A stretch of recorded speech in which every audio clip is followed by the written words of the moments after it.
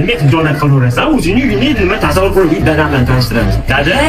Dada, assalomu alaykum. Lagerda yurtam, keldim, uyimizga kirib qoldi. Ancha yillarga ko'rishmadik. Assalomu alaykum. Va alaykum assalom. Qolar ekan. Ha, bosim. Yuring, senda gap bor. Siz o'tirib turing. O'tirib turamiz. Choy non olib kelamiz. Nimaga o'rtoq o'ynab tursan? O'chirib.